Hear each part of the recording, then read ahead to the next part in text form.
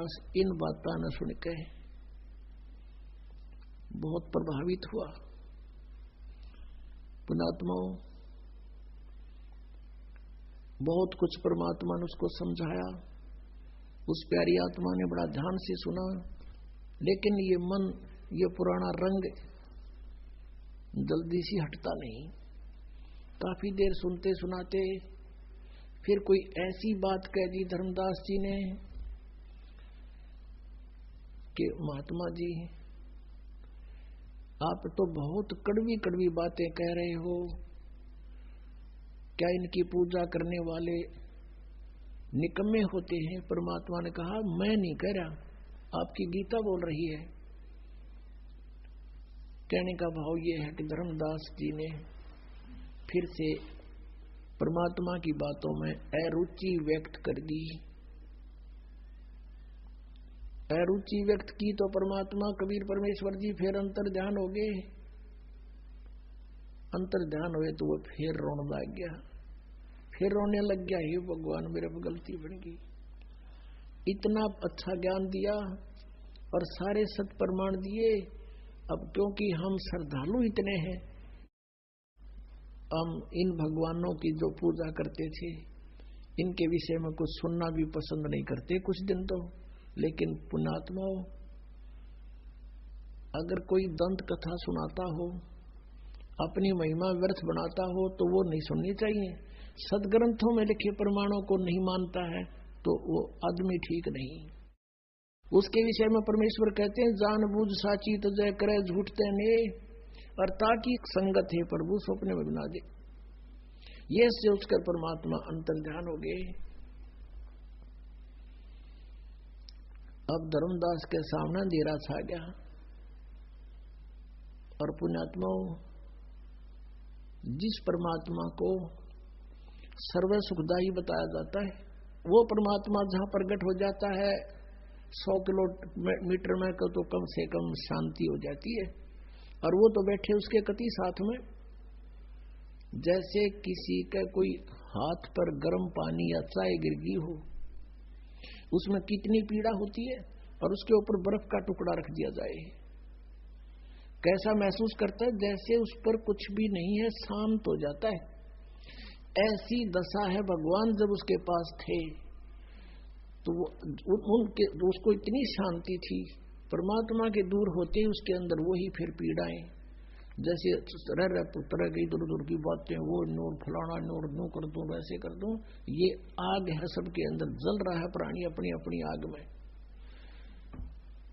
तो वो महसूस, उसको जो आनंद हो रहा था वो खत्म हो गया, और जो ज्ञान उसे मिला वो प्रमाणित। और फिर भी अपनी किस्मत को रो रहा कि मैं कैसा दुष्ट हूं, मैंने भगवान खो दिया।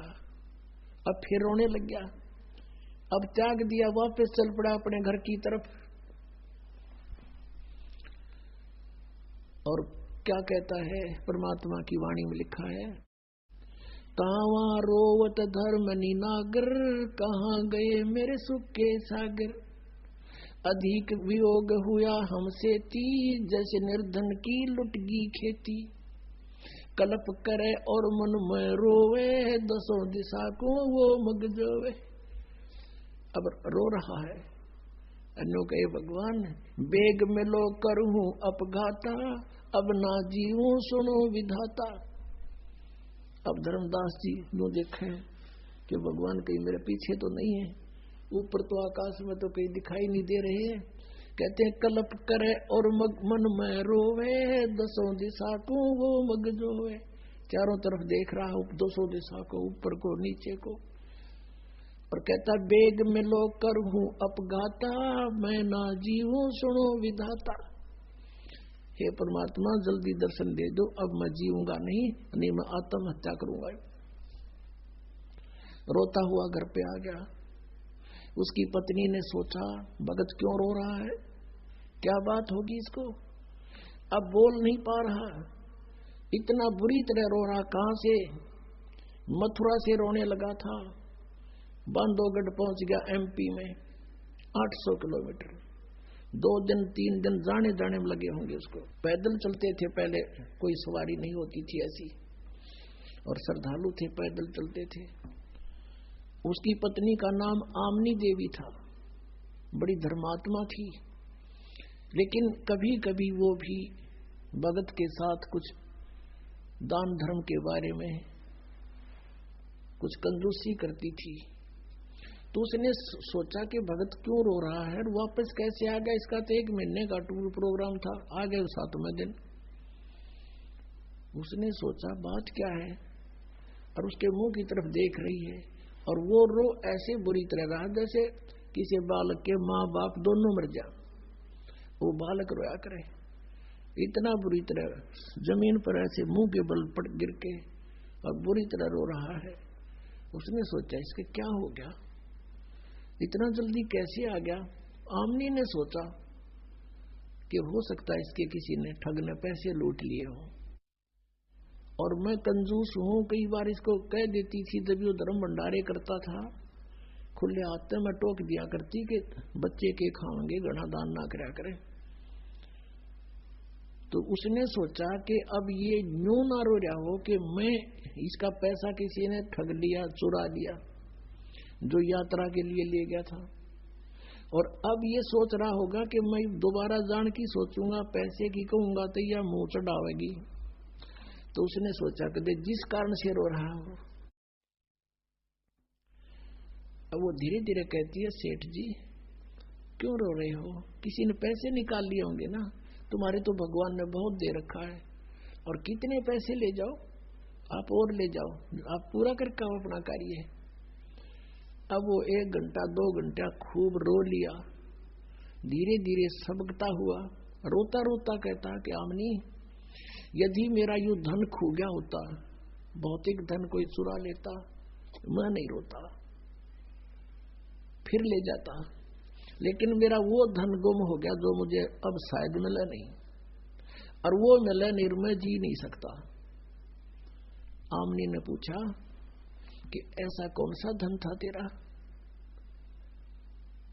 अब ये बात सुनकर बैकग्राउंड कहानी की तरफ देखकर वो फिर बुरी तरह रोने लग गया।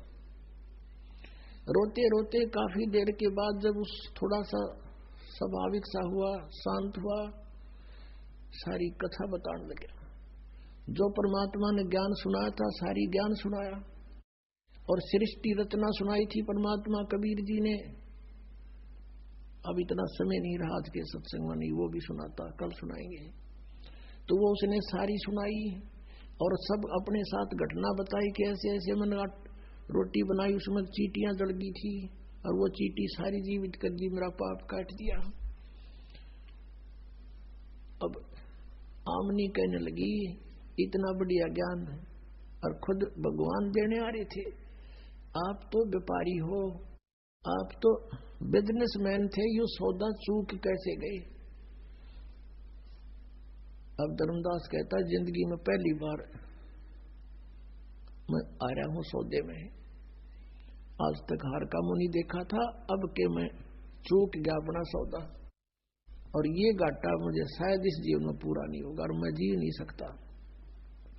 जो साधनाएं हम करते थे वो एक आने की नहीं, आगे का रास्ता कति नहीं, घोर अंधेरा हो गया मेरे सामने, जीऊं कैसे भगतमती।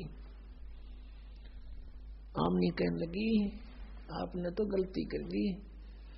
इब्बन माँ विष्णु महेश गेला कुनसी अपनी रिश्तेदारी थी, और ये कुनसी अपना रोज मिला करते थे, हमने सुनी सुनाई बातों पर उन आश्रित थे, और इतना बढ़िया ज्ञान सारे प्रमाण आपको बताए गए, आपने चरण पकड़ने चाहिए थे।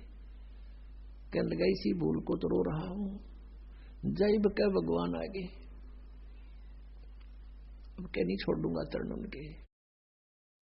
ऐसे बीत गया 6 महीने बीत गए उनको। धर्मदास जी ना कुछ खावे, मुश्किल से 1 आध फुल्का रोज, मुश्किल से उसकी पत्नी कह सुनकर खिलाओ उसको, और वो ना काम काज में रुचि, वो भक्ति करा करता हुआ कति वत करने की कोई ना थी।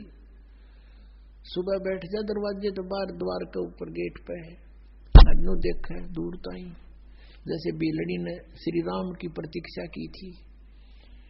अब जैसे उसको कहीं दूर से कोई आता दिखाई देता, चल पड़ता उसकी तरफ कि शायद महात्मा आगे, और एक बार पुण्यात्मा जिसकी चाह आपको हो जाती है, आम व्यक्ति भी वो शायद दिखने लग जाता